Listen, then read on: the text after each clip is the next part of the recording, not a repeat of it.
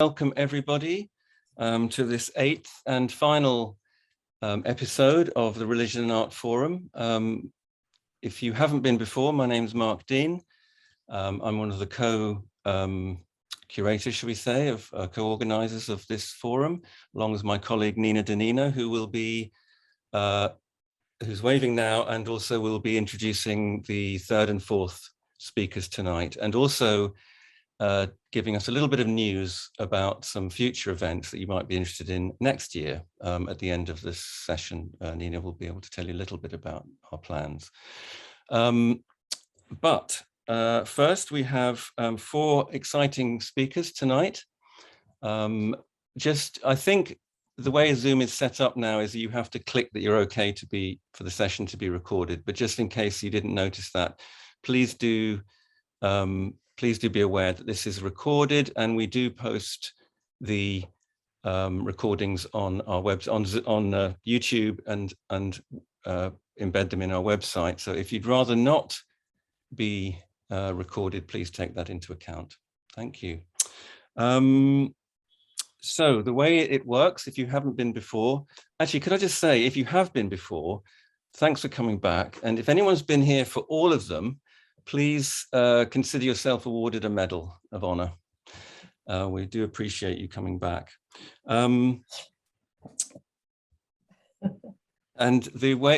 you haven't been before, the way it works is we have our speakers speak for up to 20 minutes. They make their presentations, and then there's up to 5 or 10 minutes for questions. And what we ask you to do is, if you are minded to ask a question, please do feel free to put it in the chat using the chat function. That's the way we do it while the presentations are happening, because then myself or Nina later on will be able to read them out straight away. Otherwise we spend precious minutes waiting for everyone to type.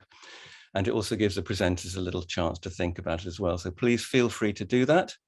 Thank you very much. And without further ado, we will begin with our first presenter, who is Christopher Clack. Chris is an artist who actually trained at Camberwell, which is now part of UAL, which is one of the sort of sponsors of Arts Chaplaincy projects, and therefore of this forum, along with Goldsmiths.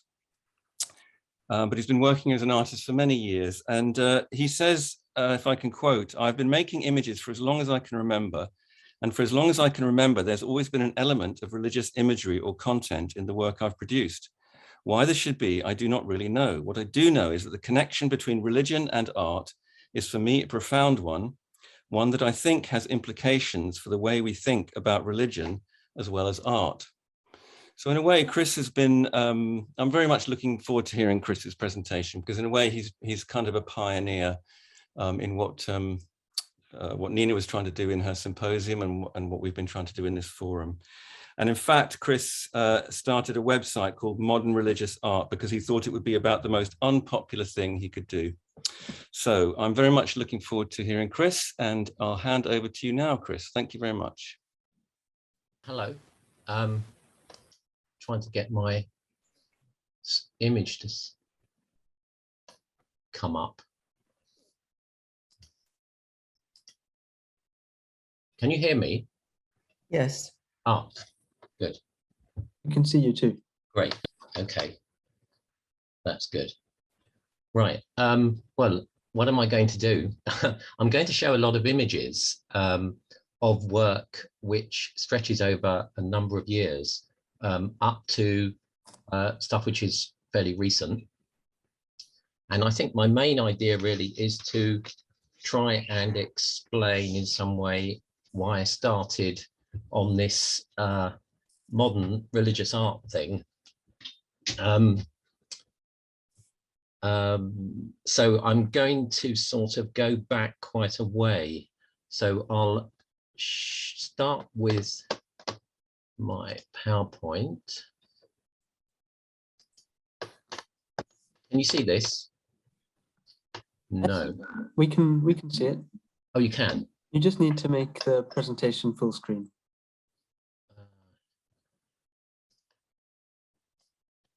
So it's that. Yeah, one or the button at the perfect, perfect. Okay.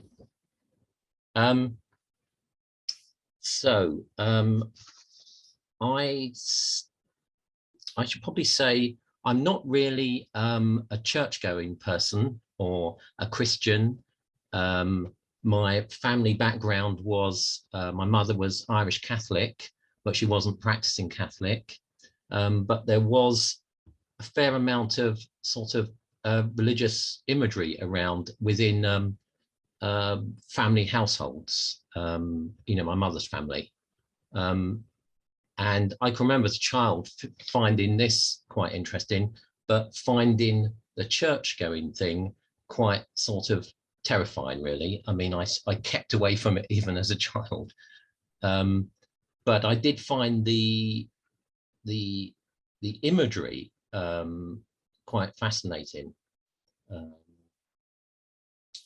I can remember as a child refusing to go to church, in fact. So what I'm going to do now is I'm going to jump to art school, which was in the late 1970s.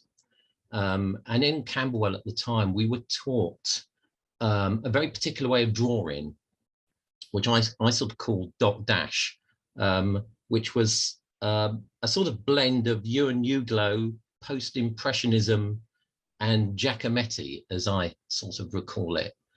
And it was a useful tool, but it sort of had its limits in some ways.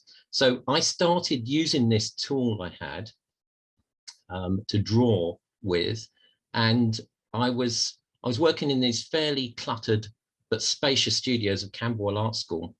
And my method was I would place a drawing board flat on my lap, make a mark or a dot, and this was me. This was my position in the room. That was a starting point. I'd then make tentative marks reaching out into the space and the objects all around me, 360 degrees, full circle, building up a series of marks representing all within my visual field. Finally, reaching the walls of the room, marking out this boundary, ending up with something of a mapped or planned view looking down on myself. Yet the marks made from looking ahead and around. Having reached the edges of the room, I would then proceed to build up marks representing what I could remember from beyond the room, along the corridor and into other rooms. The drawing would be worked up in some cases to monochromatic paintings. The final works had an architectural look, and it was in this process that the cruciform shape appeared. Now, I can remember at the beginning of these drawings not really noticing the cruciform shape myself. It was sort of pointed out to me. And I think this is the first time that this sort of image came to me in any form that I can remember. So I don't think any of those works actually survive now. So I have got nothing to show you of those drawings. So I'm the ingredients of that were the cross, a head in a room or a space, an interior sort of crucifixion, which was in my mind occurring within the image of the cross. So I'm going to jump forward now to this image, which you can see on the screen. This was quite some time after art school, 1999, 2000, when I was making sculptures. And this was one of those sculptures which I felt was directly influenced by those drawings. It's made from plaster and wood, essentially, coated in gesso. It's about life size. I mean, it's about six foot by 6 foot, and it would hang on a wall. And it's called The Nature of the Physical World. The title comes from a book I was reading at the time or at art school, I can't remember now, which is by Arthur Stanley Eddington, who was a physicist. And the book was based on a Gifford lecture, which are lectures which are, I think, essentially promoting theology, but they would have all different sorts of people making these lectures. They're from the 1920s up to today, I think.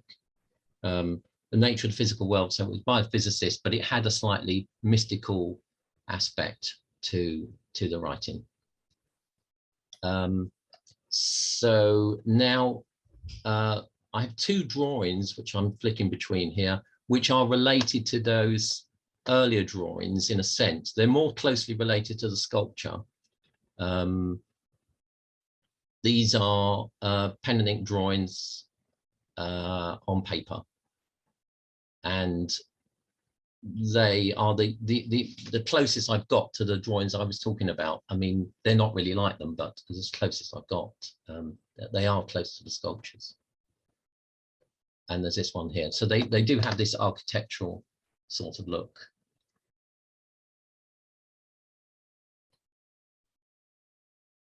And I'm just going to drive through now to a few sculptures I was making at the same sort of time. You can see in the background there the sculpture I first showed you.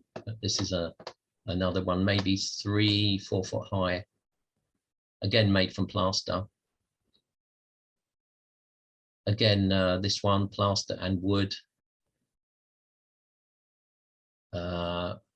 making references to the cross again.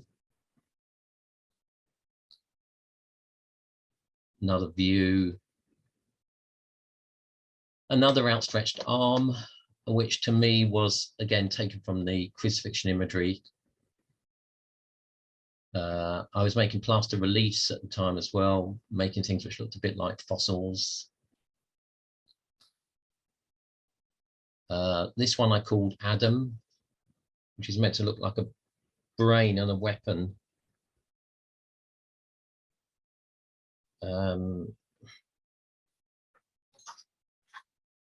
So yeah, let's go on to this now. So eventually I stopped making sculptures, and I was making drawings from I'd been to the Chapel of Francis of Assisi, and there was some work by Lorenzetti, and I remember at the time I was making drawings, and this image here is based on one of his paintings. And I was making these drawings and trying to paint at the time a crucifixion on the moon. And the moon imagery came by chance. Splashes of plaster on the studio floor happen to make, if you drop plaster on the floor, it just looks like craters.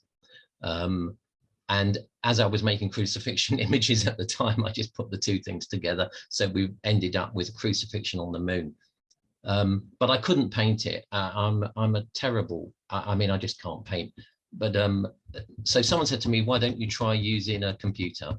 So at the time, I mean, I'd never even switched on a computer. So I gave a computer a go, and this was the first image I made on computer, a mixture of collage and paint programs, and I was having these printed as iris prints, which is a jolly expensive form of printing. I don't think they make them anymore, but they were a sort of form of inkjet. They made beautiful black and white prints, and you could print on heavy textured art papers. And yeah, so I stopped that and decided to buy myself one of these new Epson printers. And because the price of the printing was competing with the price of buying a printer. So I gave up the studio, gave up the sculpture, and started making everything on a computer and printing. And so I carried this as a detail. I carried on doing that for a number of years. No painting, just using a digital printer. Something of the quality of these is lost on screen, really, because I do print them on quite heavy textured papers, and they look more like mezzo tints in the flesh once they're printed. And they're large-ish. They're about 100 centimeters wide, something like that. And I quite like the sort of ideas that it brought about, putting a crucifixion on the moon, sort of ideas to do with whether something that is culturally, you know, so much embedded in part of our culture and its meaning, it's almost as if you're trying to sort of suggest, could it have some sort of meaning without anything else around it, literally in a vacuum? And that's sort of I suppose, sort of amused me, that idea that it could be meaningful without anything else there. It's just a detail, that image. This is another large, this is hanging up in a church in Marylebone. It's quite large. It's a digital collage turned into a dissect. So it's between, it's encased in acrylic. And this is printed as a bitmap print. So it's a 1-bit depth file, which means you can make a small collage, turn it into a bitmap print, and then you can print it as large as you like. It will scale up endlessly. That shows you in more detail, not as a print, just as a digital file. So this is multiple Christs being brought down from the cross, and people climbing up above the cross as well.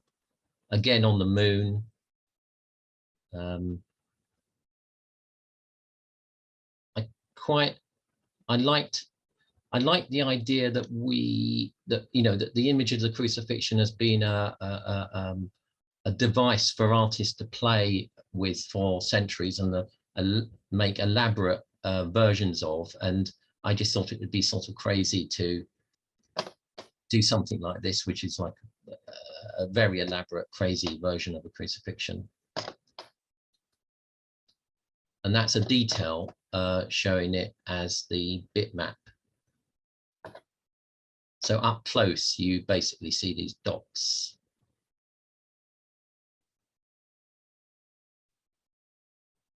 Rather than a photographic collage technique, the whole thing loses that, and it becomes sort of uniform in its technique.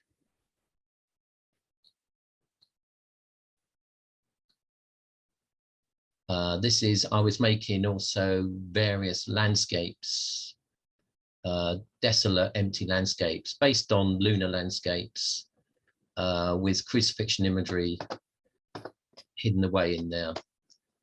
I made a number of variations of this. So I carried on making digital images, and then some of that drifted into photography. And this was a set of work I did where, with the help of someone else, we put posters up saying things like, as it says here, God is dead. This is in Peckham.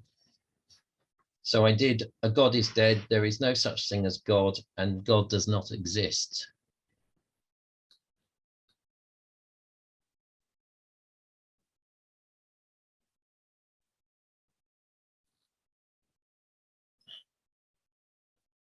Underneath, you can't see it here, but in the small, each poster has small print. And the small print of God is dead is, I pray to God to rid me of God. That's from Eckhart. So the posters would have a double effect, in a sense, that people might look at it and get a bit upset, or they might look at it and be pleased. I've found that I've sold a number of prints, particularly of this one, to both atheists and Christians, each taking from it what they like. The atheist sort of been quite pleased that God is dead, and the Christian liking the fact that there's another reading to it and the atheist has been fooled or something like that. But I think with these, I was trying to show that things are not this either or situation with religion. So this one, there's no such thing as God. The small print at the bottom of the poster says, God is dead, now pray. God is dead, now pray, repeated endlessly. And God does not exist. The small print is a bit of Wittgenstein. What we cannot speak about, we must pass over in silence. These are the posters, or two of the posters, exhibited in a university in the USA, where they were having an exhibition about free speech, I think. And that's some of the prints on a wall. This is I was making other versions of these prints as well. Again, all set in Peckham.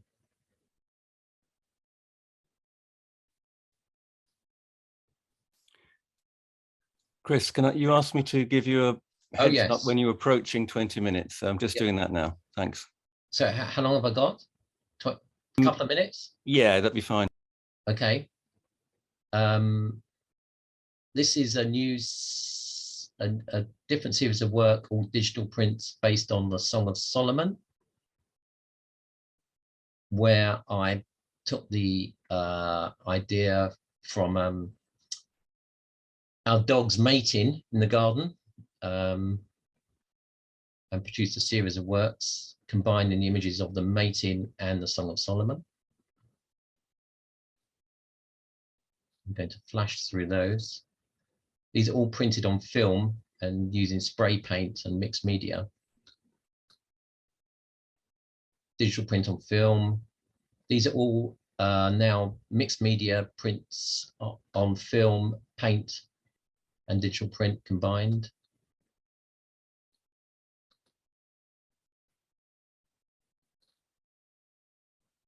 And this is up to date drawings I've been making of crucifixion scenes,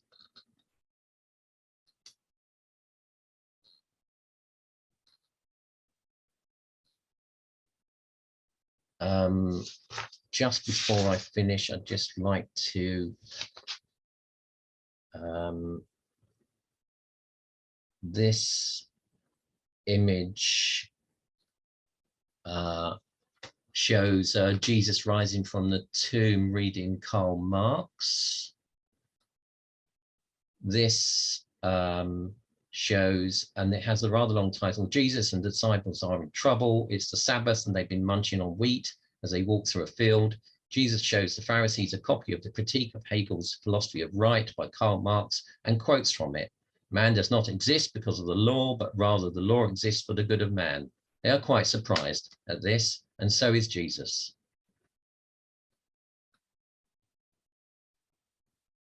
This is from inside the cave. Jesus is lifted up and becomes part of the creative world of great images. This is a bit based on the childhood image I did of a cave scene. That's where the cave imagery came from, not Plato.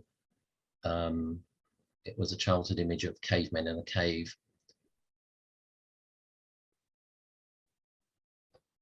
This one has a title as well. From inside the cave, with the help of an artist angel, Jesus steps up out of the tomb and all the images come to life.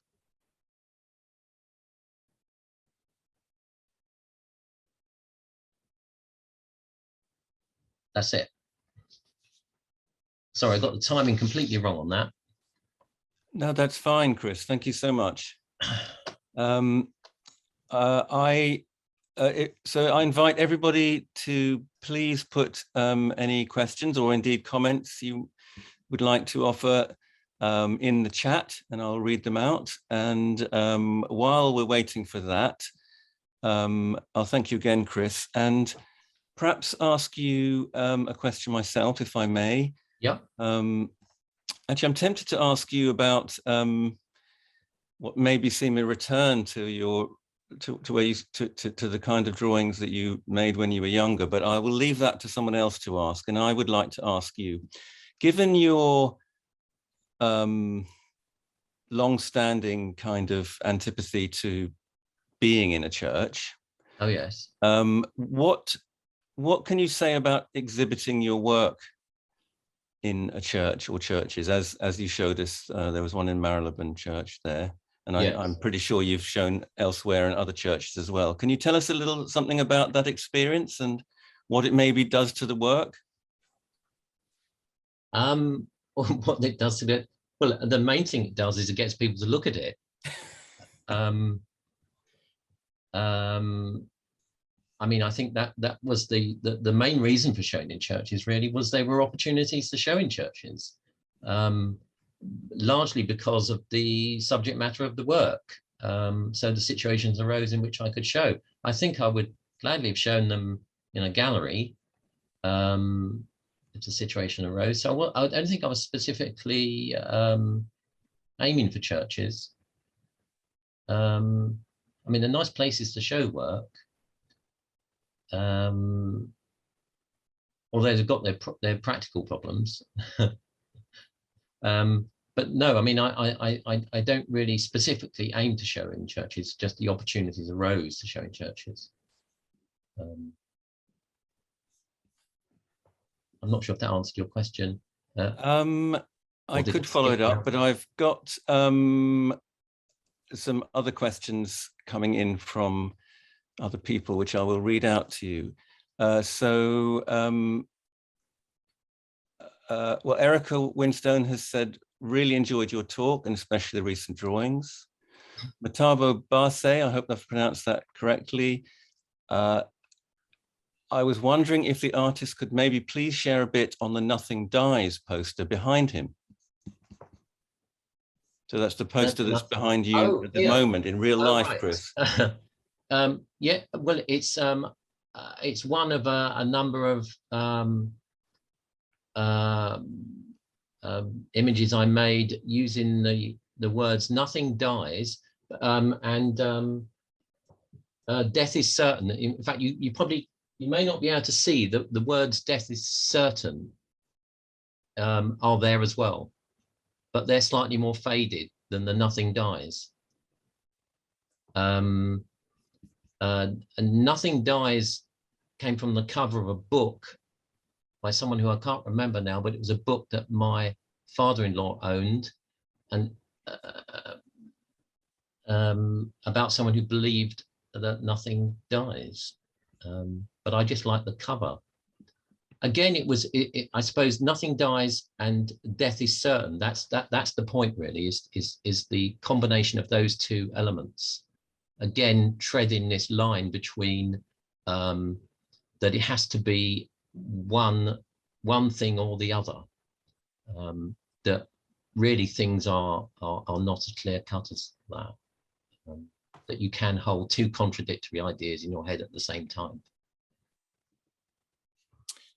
Thank you. We've got some more questions coming in. You may not have time to answer them all, but I'll read them all out. Nina really liked your prints and work with digital collage.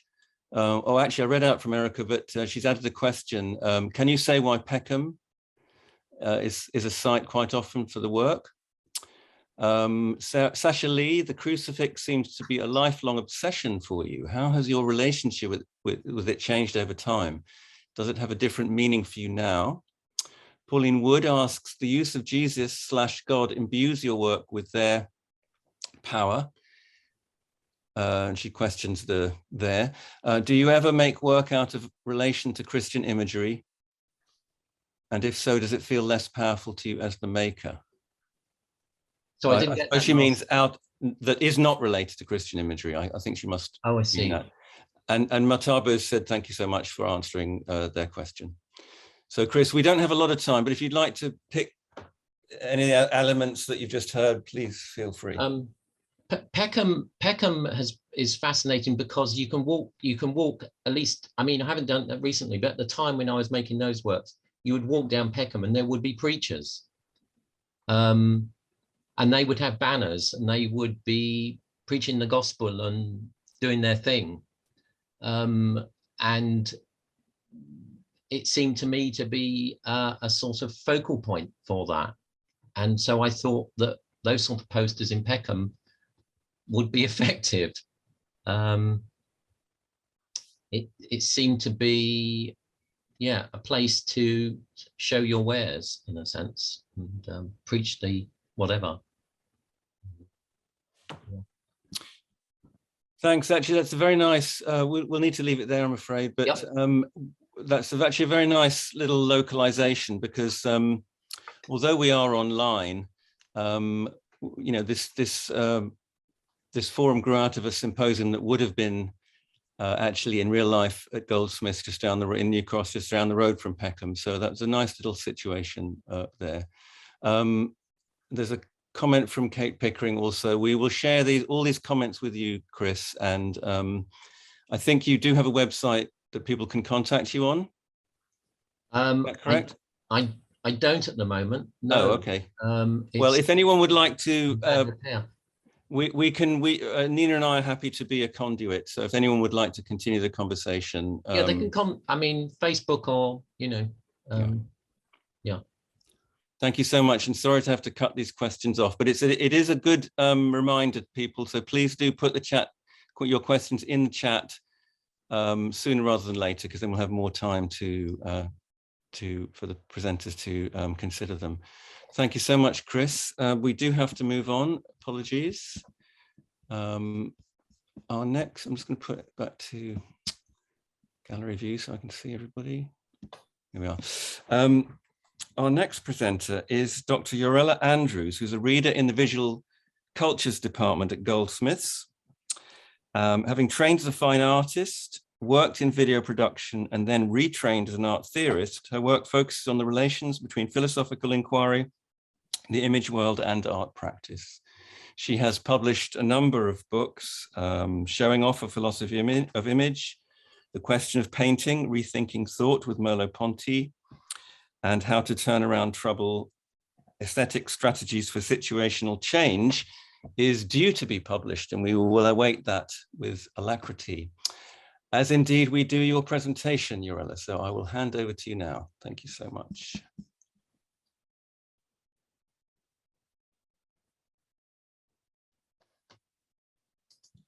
You're muted at the moment, Yorella.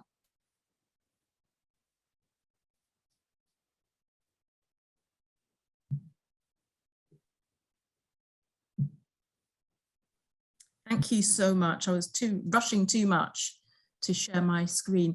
Okay.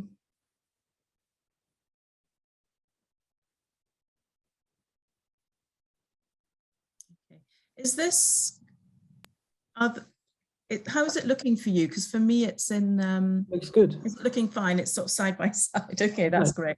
Well, thank you very much for the invitation, and it's great to be here. And you'll see the title of this is His Artistry, His Imagery, Visuality, Spiritual Formation, Intercession. And I guess what I'm trying to do is more of a kind of meditative kind of thing rather than a talk as such. And if you do have any sort of drawing materials, or if you want to use your phone or whatever, there will be a little bit in the middle where we'll have a bit of time to just do some drawing.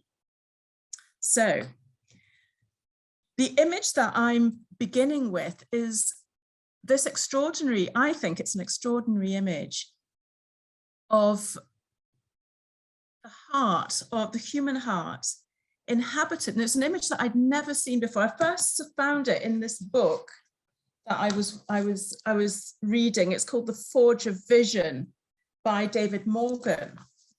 And he's basically talking about Protestantism and challenging the idea that I can't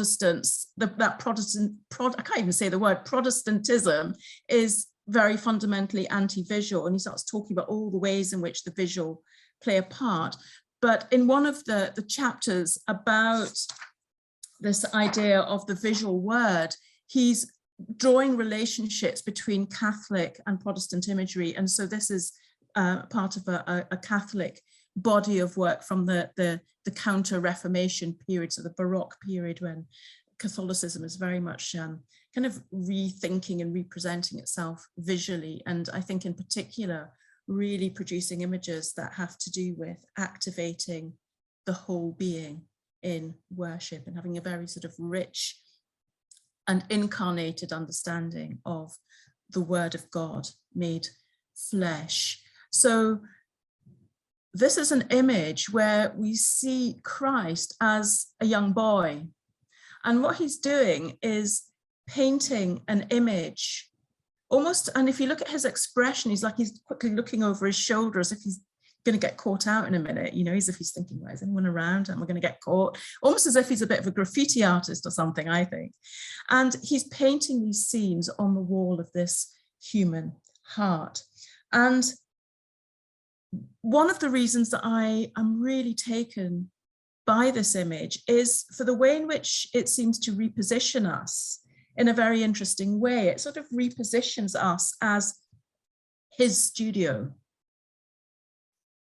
There's this idea of us, and I like that. I really love this idea of thinking about this weird scenario where perhaps, however we might be feeling, whatever we might be thinking, whatever our beliefs might be, that there's a sort of maybe a version of ourselves or a part of ourselves that is this studio in which Christ is busily working, and we may or may not be aware of that activity. And linked with that is this lovely idea of the studio that's linked with its etymology, because studio, if you track it back etymologically, it has associations with attentiveness, obviously, this idea of careful study, but it also has this wonderful reference to this idea of zeal. So that sense of tremendous energy. And again, I love that feeling, this idea that maybe on a day when I'm feeling a bit indifferent to things, that nonetheless, there's a dimension or a version or a place within me, or perhaps if we're thinking about parallel universes, I know this all sounds a bit weird, but that whole sense that there is this new self, the new me in Christ that I may or may not be very aware of. And in that space, there is this figure of Christ taking the central place and drawing these incredible images. And the idea there would be to ask the question, what is he painting? Is there any way in which I can start accessing that and thinking about that?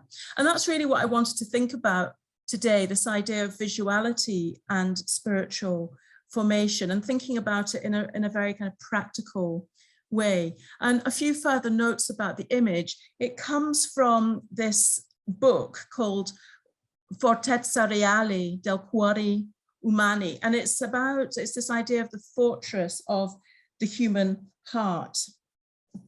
And it's actually a reworking by this 17th century Italian engraver, author, and illustrator, Alberto Ronco, of an earlier work.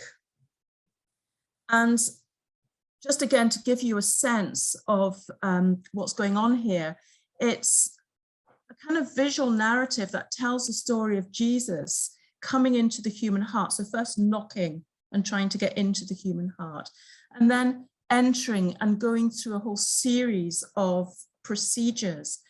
And some of the most familiar, one of the most familiar is the one where you get him sweeping the heart of all the debris that's accumulated within it, the debris of sin. And there's one amazing image where you see all of that debris being kind of sort of chucked out of it. And I've got an image of it here on the left, you can see it there. And that's an image, of course, that got quite sort of secularized as well, in a sense, or secularized as such, when you look at, say, Dutch painting, where you have the scenes of the courtyards and the women sweeping, and that whole sort of iconography of sweeping and sweeping out the courtyard is quite a dominant image. But this other image that's a little bit further along of Christ painting within the heart. That was something that was really quite new to me. And because I suppose myself, I mean, I trained as a painter, but also as a writer, I'm really image driven. You know, when I'm writing, it's like images and things all kind of come together and seem to want to make sense of themselves. And I often feel that the writing is often operating at these quite pre-linguistic kind of levels, and gradually it's a kind of what a philosopher I'm really fond of called Merleau-Ponty, but he's very interested in ideas of pictorial rationality. There are these rationalities that are very, very different to the more sort of word-driven and concept-driven rationalities, and they take a very particular sort of temporality and reflectiveness to start engaging with. But again, linked with this, as I was thinking about this and entering this kind of space of picture and image within us where word gets silenced, I was also reminded of a writer I'm really, really fond of, John Mayne, who wrote a wonderful book called Word into Silence in the 1980s. And he reflects on the power of silent meditation within the Christian tradition. And I just wanted to really read a few quotations from this again, just to set the scene. And the scene for me is very much this whole issue of how we inhabit the visual worlds around us now, because, you know, we do live in worlds, and by that I include the world of our own visual imaginations that are often very polluted, you might say, that are pulling us in all sorts of directions in ways that often, again, we're barely cognizant of. And that idea of taking this very active role in terms of what St. Augustine says here, restoring to health the eye of the heart whereby God may be seen. So just to read this, quoting Augustine, Mayne writes this, he says, "Our whole business in this life," said St. Augustine, "is to restore to health the eye of the heart whereby God may be seen. This eye is our spirit. Our first task in the realization of our own vocation and in the expansion of the kingdom among our contemporaries is to find our own spirit, because this is our lifeline with the Spirit of God. In doing so, we come to realize that we participate in the divine progression and that we share the dynamic essence of God's still point, harmony, light, joy, and love." And here I can't help thinking back, Christopher, to that image that you described when you were, you know, those early images where you were creating that dot and saying, that's me, and then sort of moving out from that. And again, in the Islamic tradition, that whole notion of this still point, this dot being eternity, being the infinite. Anyway, just a thought. To continue with Mayne, he says, "The communal corporate authority of the church is derived from this truth, that it is from the depths which her members have become persons, having actually experienced their own salvation in terms of the depth of the redemptive love of Jesus within them. We are all summoned to this experience here and now, and it is our preeminent task to dispose ourselves for it. In our own day, this means transferring our conscious hopes for a renewal of the church's relevance and effectiveness in the world, from politics to prayer, from mind to heart, from committees to communities, from preaching to silence." And of course, here he's taking a very either or kind of approach that I tend to naturally kind of react against, because I love the idea of there being sort of multiple possibilities and responses. But I think one of the things that's really beautiful here is that sense of entering that silence. And again, within the tradition that Ronco was in the depictions of Christ as this boy, the idea that is that this boy Christ is like a youthful eros. You know, it's a gentle incursion into the heart. It's very different to the kind of a lot of the Protestant images that were being portrayed at the same time, where Christ is almost like this warrior hacking down doors and kind of being absolutely ruthless and relentless with Satan and with sin. In this tradition, it's this really gentle, loving, kind of playful engagement with the human heart that's really beautiful. So what I just wanted to propose for, say, 3 minutes was just lifting the challenge. And it doesn't really, I don't think it matters what tradition we're from or if we're not from a tradition, but just taking a little bit of time just to think about the formative images, the images, whether they're external images, dream images, internal images, whatever they might be. But the sorts of things when we just kind of silence and still ourselves, what are these images that are coming into mind? Some of them might be disturbing, I don't know, but just the idea of just very roughly sketching them down and seeing what emerges. And 3 minutes is not a lot of time, but in some ways it's a fair amount of time, just simply to see what emerges. And it may be just part of a process that gets picked up on later on. I'm very curious to do it myself because I'm at a bit of a funny phase in life where I don't quite know what's going on. So I'm quite curious to see what I might come up with. And the thing, again, I love about the visual is that the ways that it can escape conscious thought quite often, and the way it can take us on these very, very strange meandering journeys. So if it's okay with you, I would just like to begin a sort of 3 minute little session, if that's okay, of just quiet, where we just sit and just do a bit of drawing and scribbling, and it really doesn't matter if nothing comes up or if your preferred language is words, it's all fine. Does that sound okay? And if so, I will just begin now.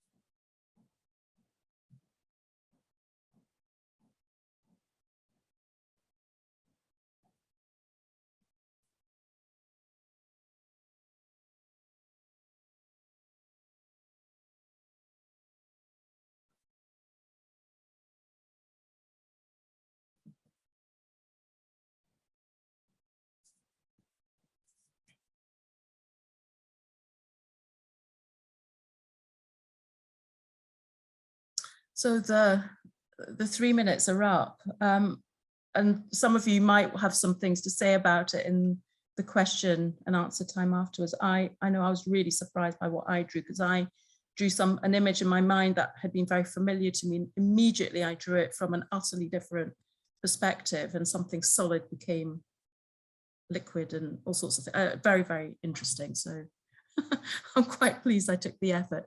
And I guess just to finish off, I just wanted to bring in another perspective that I've been finding really interesting.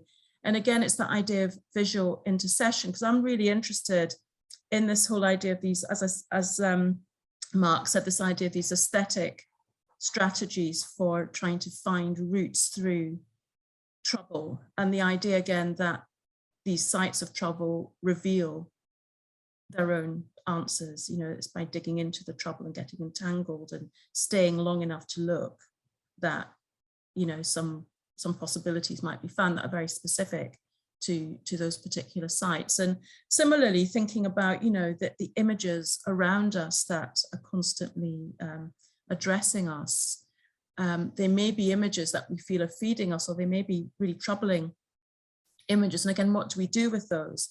And something that I've been sort of playing around with again as a form of prayer or a form of processing has been, whether it's an image from the newspaper or something I've taken a photograph of from the television screen or elsewhere, is this just idea of kind of working over those images and trying to get a sense of where Christ might be within those, and how and seeing what happens to those images as they kind of change through this process. There's a kind of visual meditative process that's very much done with the hands and through drawing and through the activity of drawing. And linked with this, I've just been thinking quite a bit about, you know, this whole issue of how do we speak into the situations that we find ourselves in ways that are hospitable, in ways that are non-coercive, etc. And also just thinking about the many, many ways in which God speaks, all the different people he speaks to, he or they, or however you want to define God. And thinking again to the Old Testament, to you know, in Genesis, when we read about Joseph and Pharaoh, Daniel, these people that are embedded in these cultures that don't share his beliefs, and God speaks to the leaders of those countries. He gives them images and things that they don't understand and don't know how to comprehend. But what they do know is who to go and ask. And I was just thinking about, you know, our role perhaps within culture of being these kind of dream or image interpreters who can kind of shed other light or new perspective on the kinds of images that are circulating within culture, you know, and also just trying to figure out what are the equivalents in our culture of a pharaoh being spoken to through dreams. Does that still happen? How do we ever get to know about it? It's just, I'm kind of curious. And then just to end, and again, you know, my presentations had a strong Christian dimension to it, but hopefully that's not in a kind of non-inclusive, that's not with a kind of non-inclusive intent. But here again, this idea that it's a kind of very evocative quotation, I think, from Corinthians, where we read, we don't, however, speak a message of wisdom among the mature. We do, however, speak a message of wisdom among the mature, but not to the wisdom of this age or of the rulers of this age who are coming to nothing. No, we declare God's wisdom, a mystery that's been hidden and that God destined for our glory before time began. None of the rulers of this age understood it, for if they had, they would not have crucified Christ, the Lord of glory. However, as it's written, what no eye has seen, what no ear has heard, and what no human mind has conceived, the things God's prepared for those who love him. These are the things God has revealed to us by his Spirit. The Spirit searches all things, even the deep things of God. And again, for me, that evokes that whole scenario of the child Christ, you know, with this playful, loving, life-giving kind of attitude, you know, painting scenes and the provocation to kind of take the time to think what those scenes might be, whether they're kind of things that we feel are being put in our own hearts or our own minds, our own imaginations, or whether they're, I tend to be somebody, because I'm a phenomenologist and a bit of a materialist in some ways, I tend to think of thought being very distributed, so I don't tend to make those inner outer distinctions as such. But I'm just going to leave it there. Just some thoughts and some reflections. Thank you so much, Urella. That was really fascinating. I did enjoy that, I must say. And please, everybody put your comments or questions in the chat. While you do, I will just say thank you again. And you know, it was interesting how you left us with a lot of questions. And I think that's kind of in the spirit of this forum. And also, I liked, you know, Urella, what you said about coming from a Christian perspective or position, but hopefully not in an exclusive way. And again, I think that's maybe not by design, but the way it's worked out, that's some in a way mirrors the way this forum's been over the last 8 weeks. Not 8 weeks, yeah, the 8 months. Yes, and while I'm waiting for questions to come in, I just maybe just observe really that this image that you presented with us at the beginning of Christ as an artist, you know, there's something, I don't know, there's something very powerful about you know, the whole basis of the Religion and Art Forum is I suppose that there's this gulf, if you like, between contemporary art and religion in many ways, and that image you presented us with, I mean, it's not a contemporary image, I suppose, but nonetheless, it's presented in this context, and it's almost like a, as you said, a pre-verbal,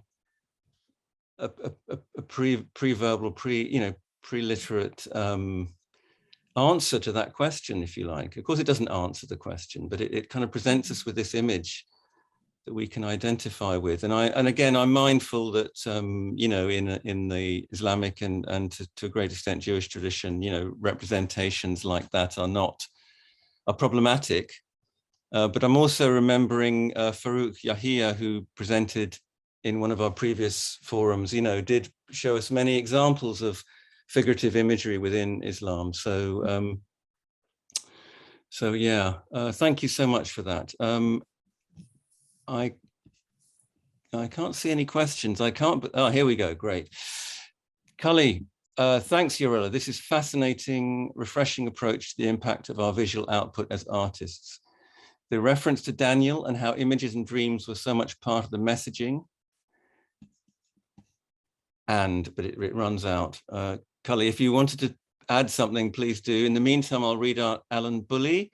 Thank you for that presentation. I suspect that there is nothing more countercultural and provocative in our wordy brackets social media time than silence. Yeah, and it's almost the most difficult sphere to enter into, because I think of myself as quite a contemplative, quiet, introspective kind of person. But oh my goodness, just trying to find that place of silence, I find really hard. And that's why, for me, the process of drawing seems to take me to that place. You know, seems to clear a path where there didn't seem to be one.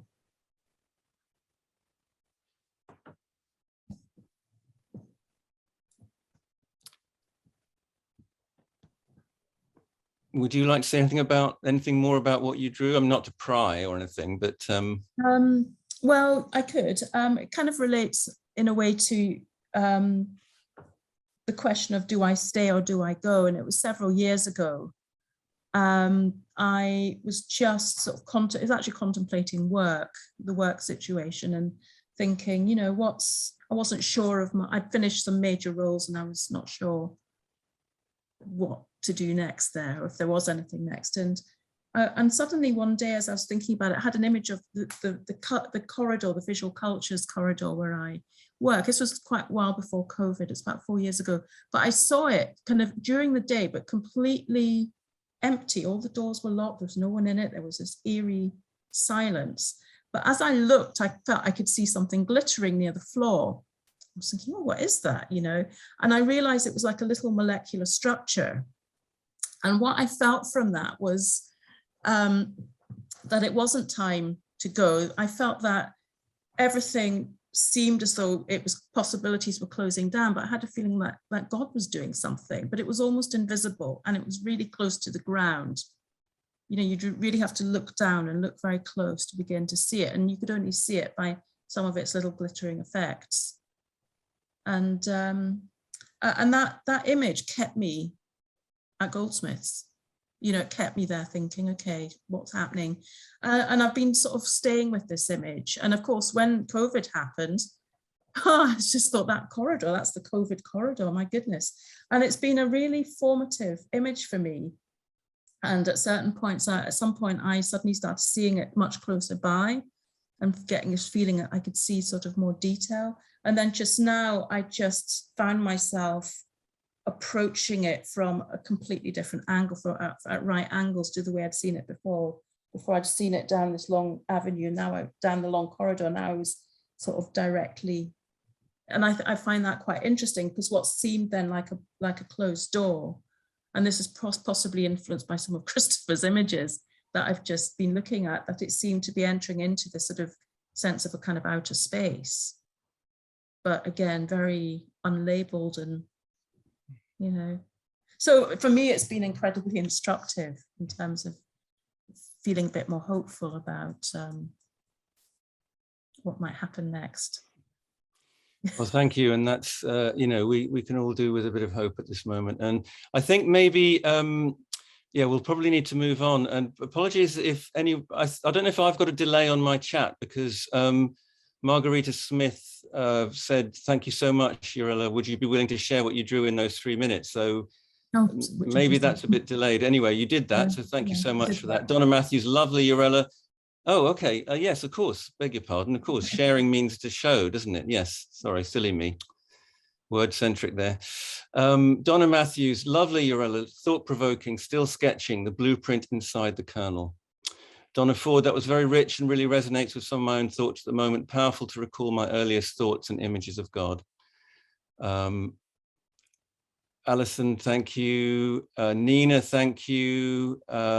Given that we are so surrounded by images of horror and dehumanization, are these images part of the workshop?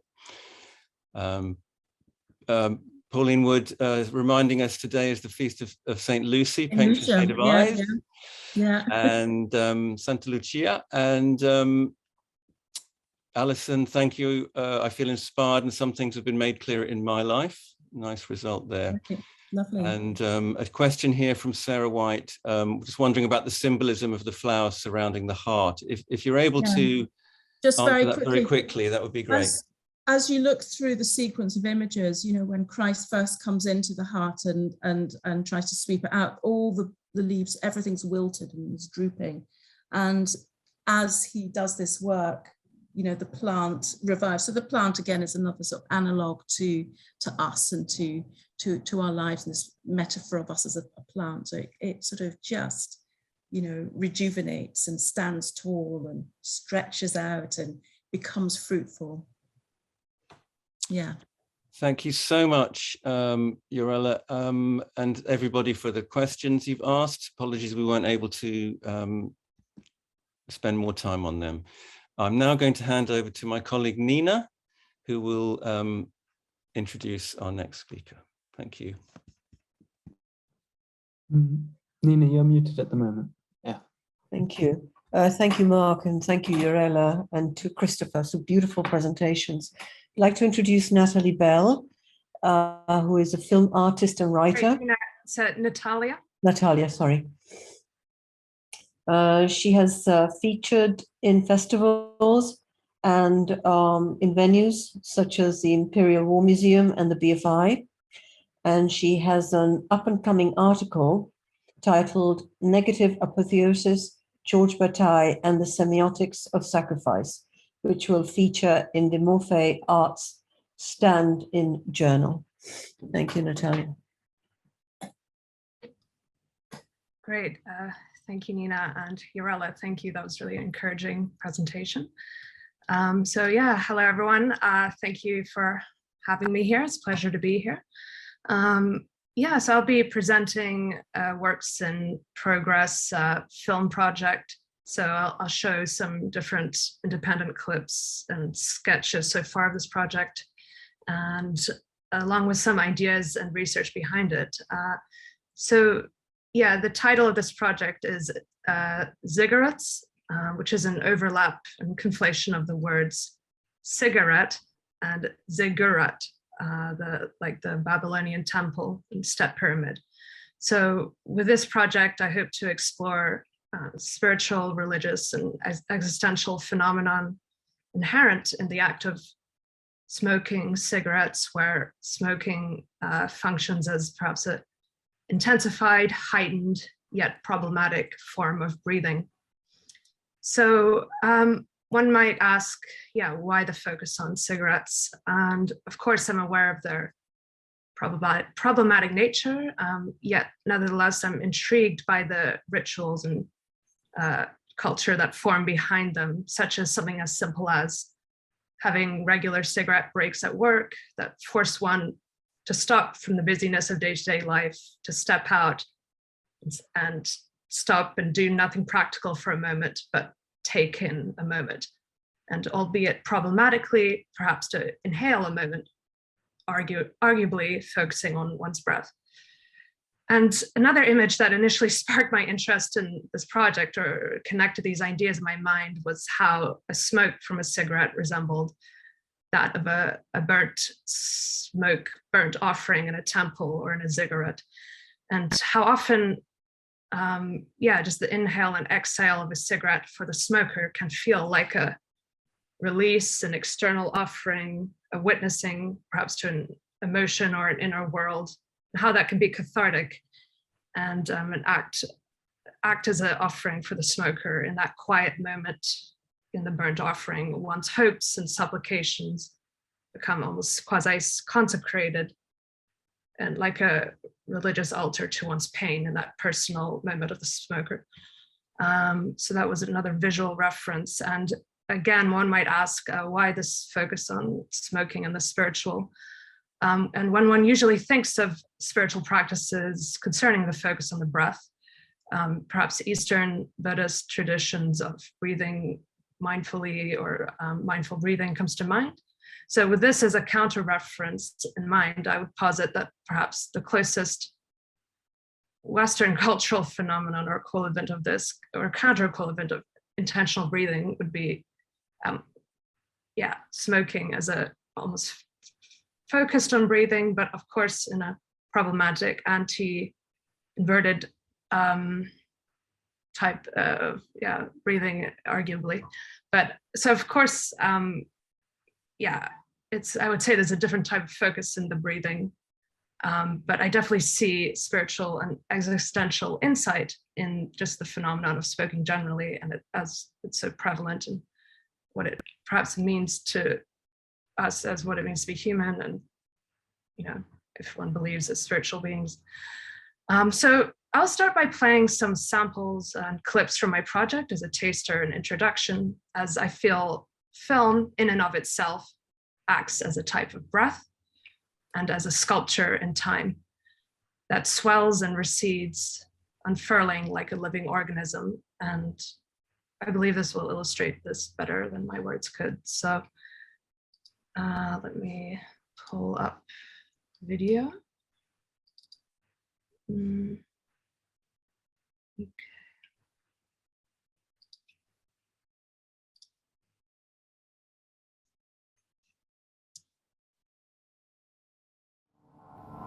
Lord, may our prayers send as incense in your sight. As this building is filled with fragrance, so may your church fill the world with the fragrance of Christ. Amen.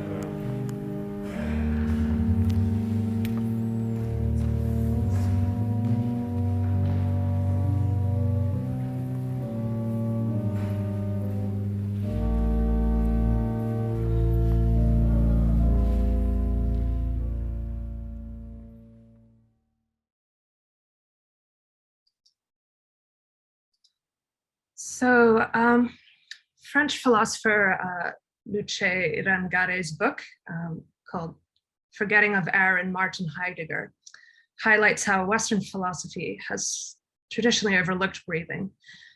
So with traditionally philosophical assertions such as I think, therefore I am, as opposed to perhaps I breathe, therefore I am, where breath can act as a place of overlap between immanence and transcendence. And she calls, Irangare calls breathing a first autonomous gesture of being. So a gesture of being as breathing. I would furthermore posit that smoking functions somewhat in a similar way as a gesture, an assertion of being. To smoke is to assert one's being, to be able to see your breath outlined in smoke as evidence of your existence. And of course, this can function problematically as perhaps a narcissistic wallowing in the reflection of the self and in one's breath as outlined and incarnated by the smoke.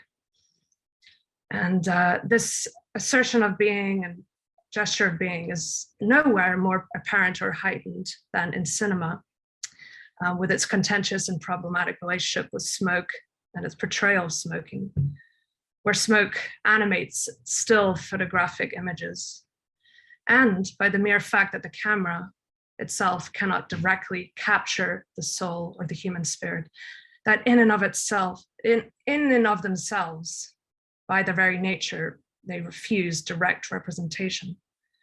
So the smoke must assist in externalizing these inner worlds and animate negative spaces in cinematic narratives where characters or actors supposedly need something to do. So these silver smoke trails in the cinema, as in Francis Bacon's paintings, leave living trails of the human presence, like a snail leaves slime. And so the smoke trails function as a spectral presence. Before introducing another clip and just narrowing my focus, on a side note, I'd like to highlight the playfulness of the title, Ziggurats, is not completely random in the sense that I feel it reflects Jewish scholarly traditions or Kabbalistic traditions of gematria, where one measures the value and significance of words, and these aren't mere accidents, but have symbolic significance. So two words that sound very similar would be attributed perhaps a spiritual weight, a numerological weight, as each Hebrew letter has its own weight. So in a similar fashion, I find that two words, cigarette and ziggurat, might be able to have that fruitful exchange. And I found interesting examples on the internet where algorithms confused and conflated these two words, as you'll see in this next clip I'll show.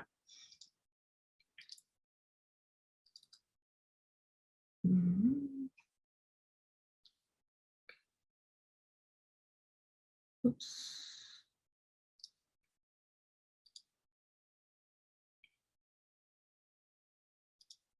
Each one of those ziggurats has a story, a conversation someone had, a thought. Something that really happened to a person, he says. They're fucking vile, but when I was a kid, I always thought my friends' moms who smoked were so badass they built a potty because they wanted the shrine to be as close to the heavens as possible. Many of the cigarettes have been destroyed over the past several thousand years. The famous huge secret of Babylon was said to have been in ruins by the time Alexander the Great conquered the city in 330 BC. The ziggurat at Chingazumbo is one of the last surviving cigarettes. Oops, sorry, that was a bit briefer clip. But yeah, so now I'd like to focus more on the role of breath in the Judeo-Christian tradition of the Genesis account, the account of creation, where breath features in different ways. So one brief reference I'd like to make is to the idea of God's divine breath breathing life into Adam. So it's the Hebrew word for ruach. And the idea is that, yeah, Adam was formed out of clay and dirt, dust, and God breathes spirit and life into him, the divine ruach. And this Adam's pre-spirited state is this Hebrew word golem, which features actually in Psalms one time, meaning this incomplete substance. So so God breathes the divine ruach into him. And I saw a correlation in humans in the cigarette, in the sense that we, in blowing into this material, this clay-like dirt material, and animate the divine breath and try to mimic this animating divine breath by blowing and inhaling and exhaling and meditating on this moment. And I saw a correlation with how seeing the cigarette perhaps as a mini golem. But more specifically in this Genesis account, I'd like to focus on the act of creation itself and what it reveals about God. And there's a Kabbalistic interpretation which considers how God at the beginning, who is infinite, omnipresent, in everything and of everything, how does he go about creating something that is not himself, something that is outside of himself, creating material reality? So in order to do this, he had to contract himself, what the Kabbalists call a tzitsum. And this could be compared to the Christian notion of kenosis, where God has a wound and a vulnerability. He's disclosing himself and exposing himself and to be vulnerable. So imagine so God breathes, inhales, contracting, creating a negative pocket of space within him, and then thus exhales, thus bringing forth material reality. And this reality is not static and lifeless, but according to philosopher Agatha Björk-Robson, reality is charged with divine sparks. This material reality is charged with an obligation to reorder itself and bring itself to manifest the divine face, and bringing the transcendent into the vulnerable immanent. And continuing in Jewish thought, Hans Jonas, a German philosopher and Holocaust theologian, describes the creation of material reality as a type of adventure where the divine chooses to give itself over to chance and risk and the endless variety of becoming in material reality, and the holy soul entering into the adventure of space and time, the gyrations of matter to accumulate into an ever more expectant accompaniment of eternity to the labors of time. And these theories reflect just a God being able to, in creating something outside, other to himself, this ability to be vulnerable towards this external object and entity. And we see this in Genesis accounts where he is saddened and hurt by his creation, as attested to. He has created the world and he's saddened by its committing evil during Noah's time. But these themes also resonate with Christian scriptures about the creation groaning in a waiting to be restored by God, pining and gasping in this tension. So I posit, therefore, that this charged atmosphere of air and breath is a playful and potent manifestation of capturing this process, these birthing pains, groans of material reality, reflecting this God's initial divine contraction, a type of fear and trembling in the ordering of the chaos of bodily existence, and then working out the redemption of all material reality in creation. So I'd like to leave you with one final clip. Thank you. In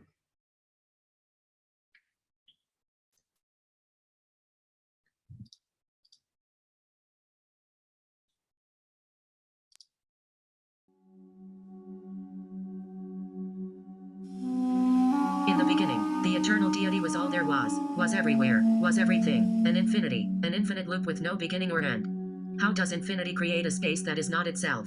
In order for the eternal to create, it had to make a space that was not itself, a negation separate from itself. Creating an empty space, a contraction, constriction, a symptom. So like an inhalation, it inhales in the center of its being, inhaling inward, contracts, expands, creating a void, a negative space. Breathe in, breath in, breath in, hold, hold, hold.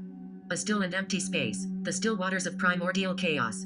The eternal, at the center of its being it inhales, in a sense and in a way, it removes itself from a space. Within this negative space, in the very center of this space, center of deity, the eternal then exhales its mighty breath, and the letters of creation flow forth, the breath of God. Onto the waters of chaos, Ruach Elohim. Yeah, thank you. Sorry, like the clips are all a bit fragmented. It's a work in progress, but it's been a pleasure to share this with you. Thank you for listening.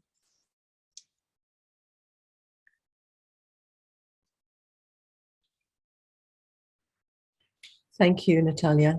Does anybody have a question, Mark? Maybe you have something that you'd like to respond to in the work in particular?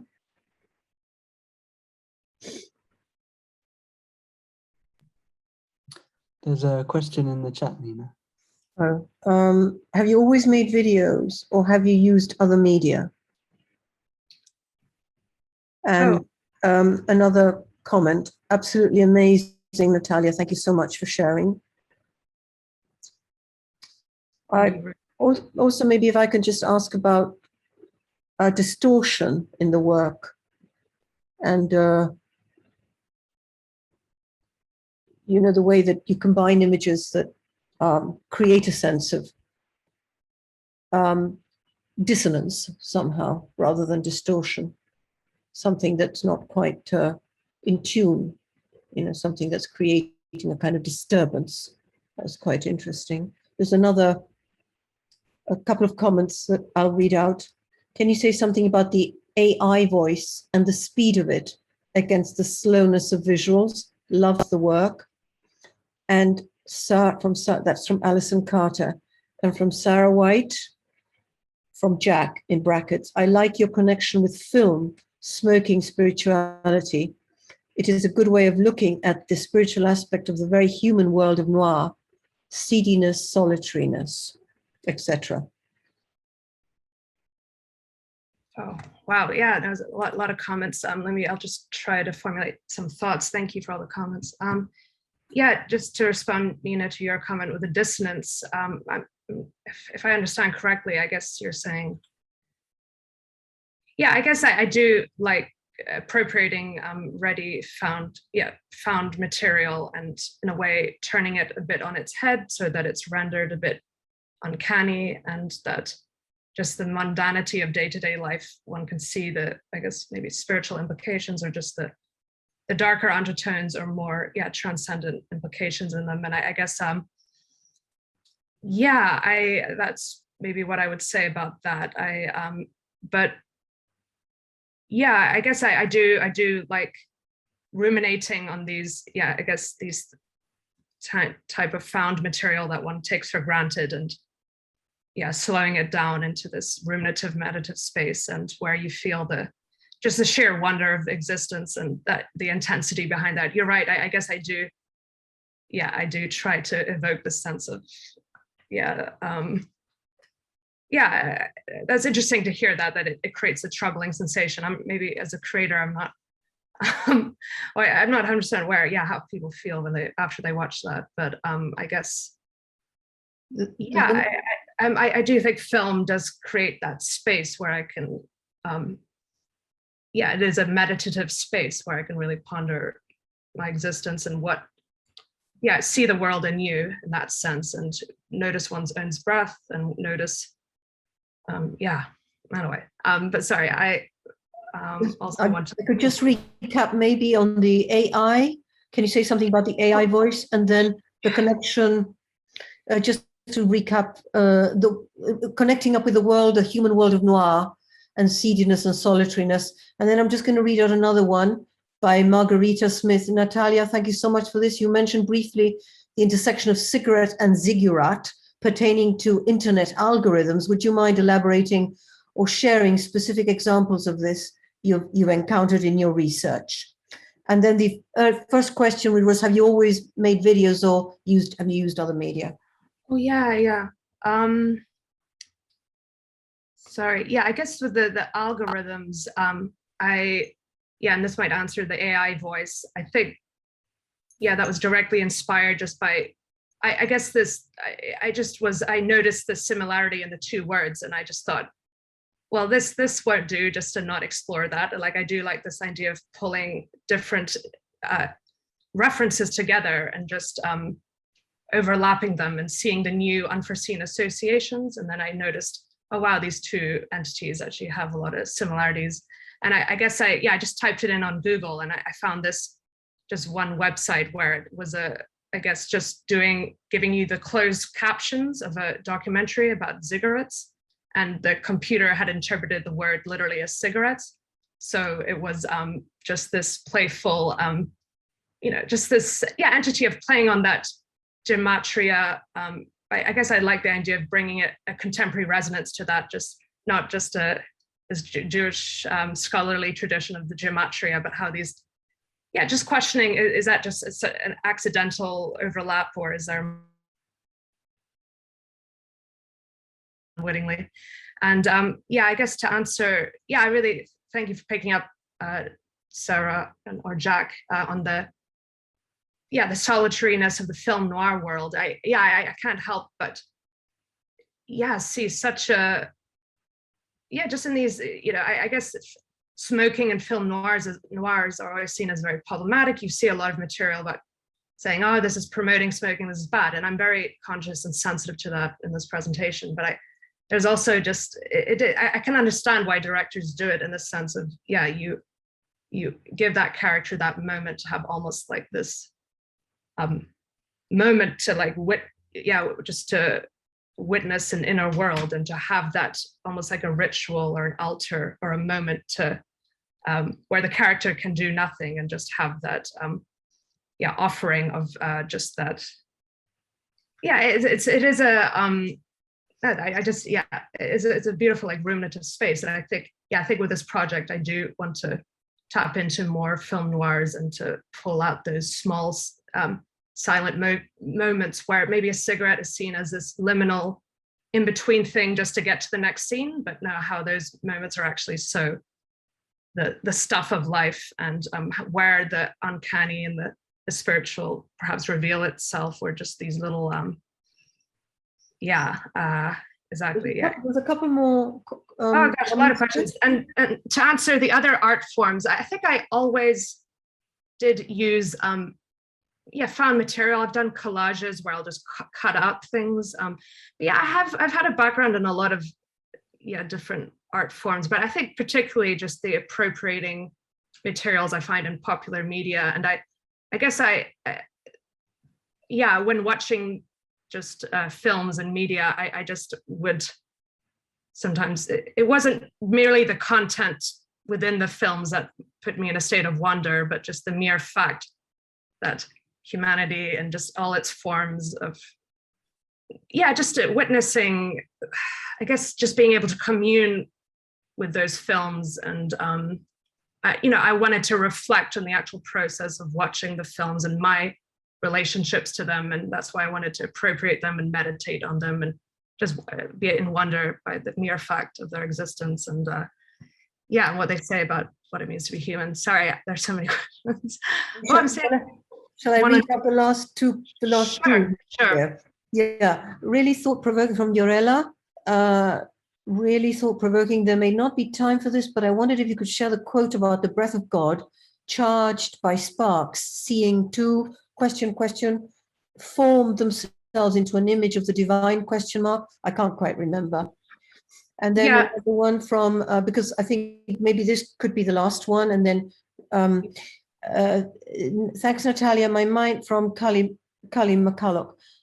Thanks, Natalia. My mind went to the Jim Jarmusch film Coffee and Cigarettes. He speaks with a number of people who share their experience with those substances. Can you formulate your understanding of how smoking was experienced? Are you a smoker? When presenting sometimes this idea to people, they were all like, oh, what were you smoking when you came up with that? And I mean, and yeah, or they're asking, you know, am I a smoker? But yeah, I mean, of course, I've had, I'm not an active smoker, but I've had experiences of it. And I guess I have done it before. And I did, so yeah, a lot of these observations I have, yeah, came from firsthand experiences. But yeah, I guess I'm just, yeah, I guess I was just taken aback and wondered how, yeah, even though they are addictive and problematic, I was just always quite amazed at, yeah, perhaps this is one of the very few moments where people get to stop and just do nothing practical for a moment and just to take in their surrounding and how it forces one just to have that introspection. And it's just so unreal to me. All one is doing is breathing in and out, and it consists of an activity or a title of the word smoking. And I think we talk about it so glibly and just say, oh yeah, smoking is what it is. But I just thought it deserved more of a, yeah, just drawing back and wondering, yeah, what is actually going on there. Yes, and Yorella, I can perhaps email you where that quote comes from. It is actually, it is connected to process theology in the sense of, yeah, just, and questions of the problem of evil and reality, and like, why did God create the world in the way it is? And just so there was a Jewish philosopher called Hans Jonas, and he combines actually science and ethics and biology and just the nature of reality and the chaos and randomness of things. How does God work in that? Why does he allow evil to exist? So it all plays into these things. And I guess I just saw these resonances with Romans, where in the biblical chapter of Romans, where the groaning of creation and just this process in and out, and just this, it's almost this, beautiful adventure of space and time. And I guess I saw that in breathing as well. And just all these images, like a fulcrum, just resonated on that movement, which I feel like film can capture so well. So I'm excited to explore this more. Thank you for these comments, and I'll be in touch. Thank you very much, Natalia. Thank you. Beautiful, thought-provoking work, and very sensual as well. You know, temporally very sensual work. So Paulina is next. So Paulina Kasparova works as an artist and mentor, and is a final year PhD candidate at Anglia Ruskin University and Cambridge Theological Federation in Cambridge. Her most recent video is Ora Pro Nobis, which she has shown in the Czech Republic. And also she has shown Women of the Book, presented in Cambridge in October 2021. Thank you. Thank you, Nina, for introduction to my work. And I would like today present this work to you, Ora Pro Nobis, built work. And it's because it's about women, and I will explain why it's about women and how I made it. So thematically, my last project, The Women of the Book, is based on the project Ora Pro Nobis, which was about the Czech woman saint Zdislava, and during which the question of religious femininity and its perception and narrative in the Catholic Church arose. With the previous focus on dialogue within the church and with people from other churches, I concluded that the character of human life is dialogical, and therefore theology and theological art has to be dialogical as well. From there, my other question was, on which I was to prove my new methodology of art practice as a theological method, was interface dialogue between women, or led by women. As part of the preparatory stage, I attended a course on Jews, Christians, and Muslims in Europe. And it revealed questions of faith for women nowadays and how they experience their religious traditions in daily life, what perception of them our society has, and how the identity of believers is formed in the contemporary world. My practice-led research was based on recording the daily tasks of these women and on sharing about their religious formation. I used theological reflection methods to interpret, process, and translate those recordings into a comprehensive visual outcome, which is a nine-minute video visualizing some of my research questions. And the video actually was a theological reflection itself. In a minute, I will show you this video, but shortly about the technique. I collected video materials from the meetings with 3 women, and all 3 of them had some academic background. The Muslim woman from Oman was a first-year PhD student. The Christian woman from Hungary was a lecturer in the written stage of a PhD, and the Jewish woman from Israel was a lecturer already awarded her PhD. They all worked or studied in Cambridge at the time, and although the respective portions of the video material had different settings, some links connected them. First, the shared academic environment formed their lives at the time. Second, they all chose to dress in a manner reflecting their religious traditions. And third, they all worked on research and represented the female perception in academia, a field in which women are still underrepresented. The video, as I said, which is my reflection, and I must say, it revealed a lot even after I finished it to me. It's divided into following parts. Introduction of each of the women, the framework of the art project, personal religious representations, women voices, the environment they stayed and lived, studying and conducting research, prayer, commitment, female gaze. It has a sound, but it was of secondary importance. But there is one moment when the action music starting in the middle of the video should actually keep the viewer's attention. So you will notice probably, because it sounds a bit like Mission Impossible. So I'm going to share my screen now.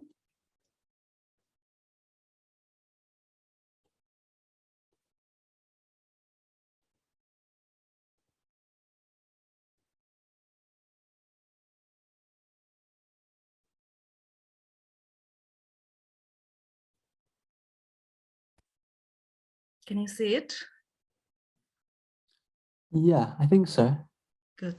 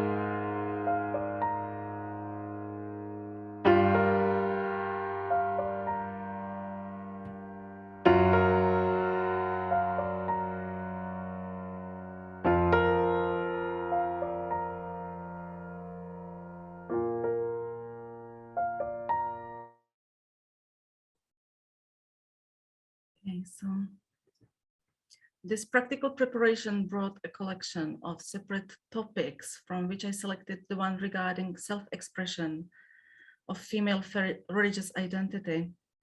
Because of the distinctive clothes of all three women included in the project, I chose to use this specification as the leading one.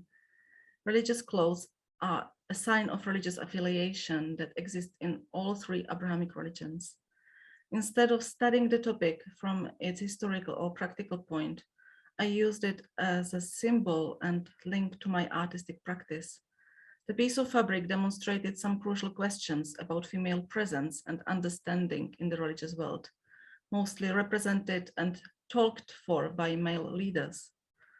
Also, it helped me address some questions about female bodily perception and nakedness, both from the sacred and profane understanding. This theme of nudity and mantling of women emerged as primary. Originally,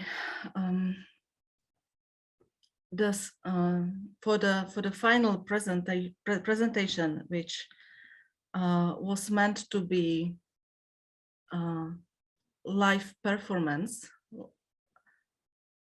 and because of the ongoing pandemic, and I wasn't able to do it in real, like in live presence, I remade the design of the final project, but I wanted to keep something which is really important to me, and this is an empty space for people coming in and filling it.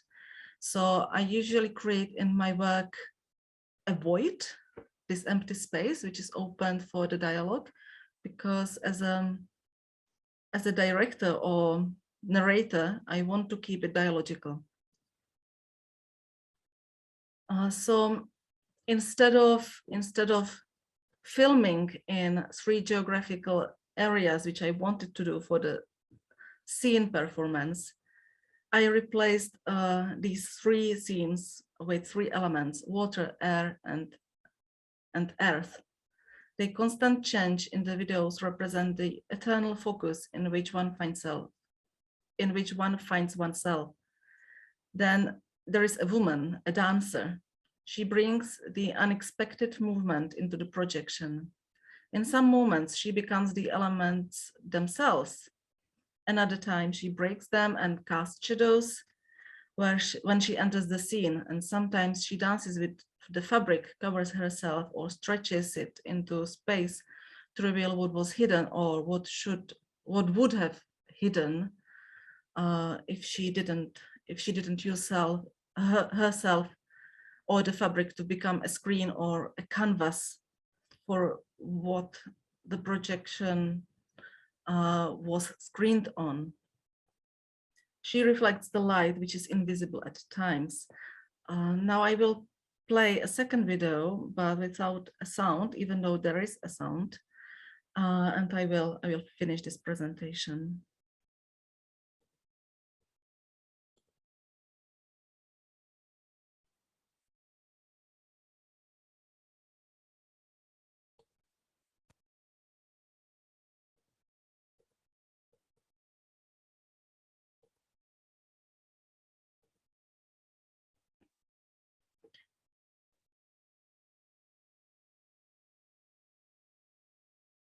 Okay, the final project was to explore what influence faith has on the inner understanding of femininity and the vocation of being a woman of any Abrahamic religion, and how this phenomenon affects the recognition of women's representation in contemporary society and religious practices. The project was remade to reflect a significant aspect coming from the theoretical preparation of the research project, sharing religious experience from a female perspective, represented by the idea of mantling the female body. The final video sequence points to the female body and its visibility, or rather invisibility, within the religious context. The videos screened on the dancer illustrated the projections and sometimes biases people have about others, but people are indeed representatives of their cultures. and traditions and make them alive in the world they live in. The theme of the mantling of a female body is closely linked to the theme of nudity. As a female artist working with religious women, I wanted to highlight that uncovering some body parts, face, hands, feet, belongs to nudity as well. However, it is usually not considered in this way. In contrast to the nudity revealing female intimate body parts, these can communicate through gestures and expressions according to the will of the person to whom they belong. Therefore, the power of using them for personal representation and communication stays strictly within the person's control.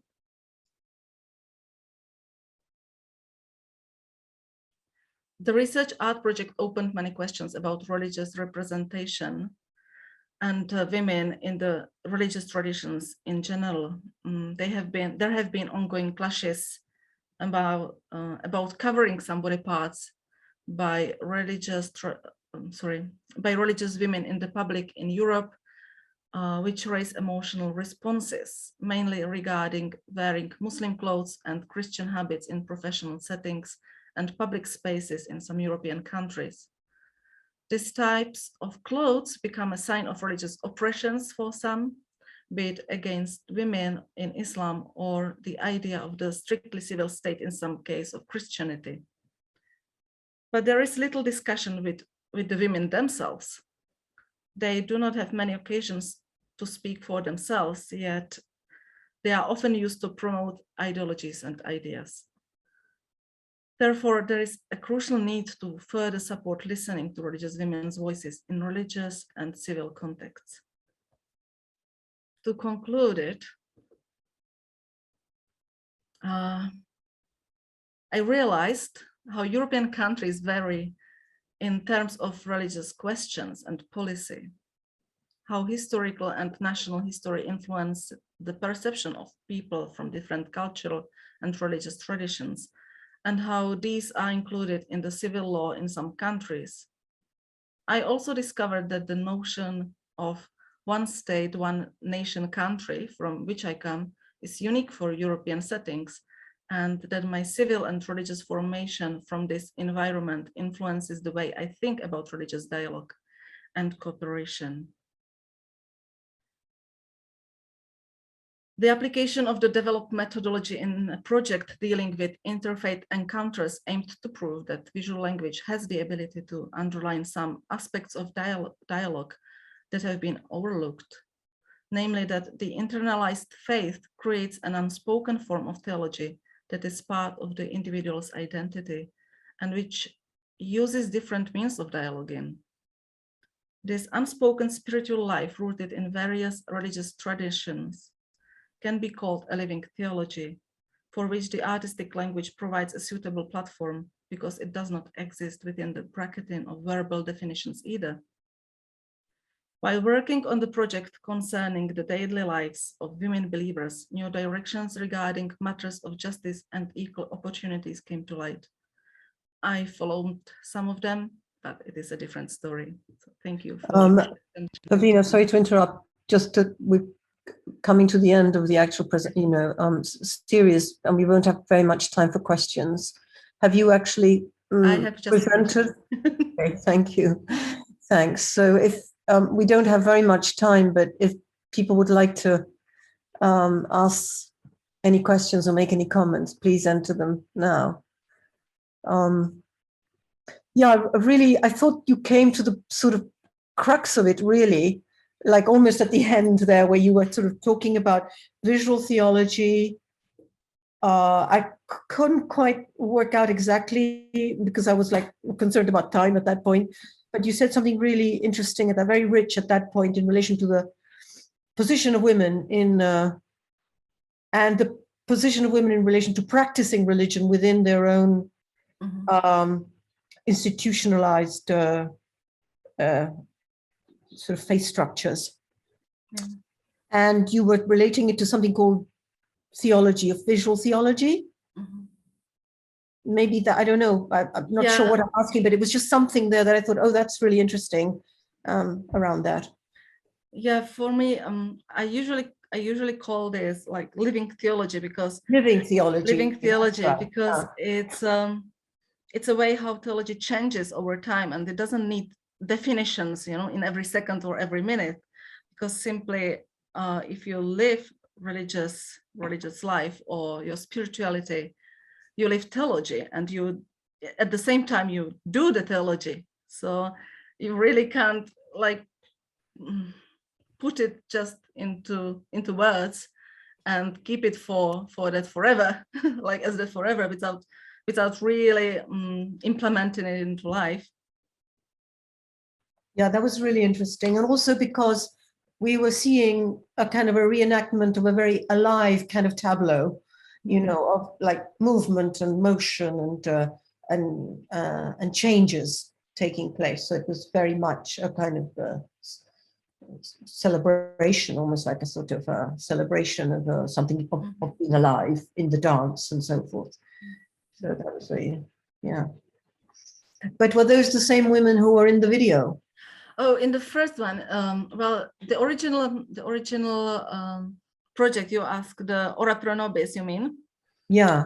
It was a very different project because it was video screening in a sacred place in a big basilica, and I actually did it as a commission for the event at that place, and then I was, you know, I asked myself, like, who is this woman, you know, who is even this woman from the beginning of 13th century? And I felt like this is exactly like this. She was a mother. She was a really like leader figure in that region. And I felt like this is so catchy about her. And this is why the tradition of her, honoring her at that place is still alive, because simply she's so female and woman like, you know, and I didn't want to make it like in the biases or gender defined, but simply it was more like what we are fighting today with in the church, or I don't want to say fighting. As a religious woman, I experienced a lot of funny stuff being talked for many times, and being subscribed to work which simply was like of secondary stuff, or, you know, a bit well, I don't want to be very critical to my own tradition. You know how it is, but we are moving forward, I hope, and this is what I aimed for with my work as well. Yeah, to give voices to those who want to describe themselves or talk for themselves, but it doesn't need to be necessarily in the verbal form. It can be visual, and it can be really, it will be very powerful. We don't need to talk too much. You have to do things. Yorella Andrews says, I really love the grace and dignity in these films. I agree. Yeah. Very beautifully edited, actually, and shot as well. Any other comments before we close? Yeah. All right. Is that okay, Mark? Or do you have any other? I would have some questions, but I think we do probably need to stick to some sort of timing. So thank you so much for that presentation. And just one other comment here from Yorella and from John Woodman, if I may, and that feeling of circling that void that you described, and from John Woodman, superb presentations. Thank you so much. An excellent series of presentations. The whole idea of the Religion and Art Forum has been so successful. Thank you. Well, that then leads me to thank you. Thank you so much. All wonderful. I mean, then just leaves myself and Mark to just thank you all for the wonderful presentations that have been given here tonight, and for the presentations actually throughout this series, which have been extraordinary, really. I mean, you know, absolutely fantastic. And the support that people have given in attending, some regularly, some new people. You know, when you look at Eventbrite, you see a whole lot of names that you haven't seen before, and other people who've been coming regularly. So thank you very much for all your support. And Mark and I do plan We have talked about it. We don't have very clear everything in place at the moment. All we can say is that we plan 4 talks, slightly different to the format that we've been thinking about for the forum, but connected to the forum in the spring. And so those of you who are like four talks, that's all there is a budget for, basically. So that's all we're going to do. And yeah, and so we'll keep in touch with you, so everybody who's on the mailing list, and we'll let you know, and hopefully you can join us when we send out information later on. And those talks will be, there'll be an opportunity for extended presentations and also extended conversation afterwards. And if I could just indulge ourselves and just read a few comments. Only present at the last 2 sessions, but I thoroughly appreciate them both. Thank you. Yes, a fabulous series. It's kept me going this year. Thank you very much, Nina and Mark, for organizing a very inspiring talk. Another inspiring night of presentations. Thanks again to Nina and Mark, etc., etc. Thank you all very much.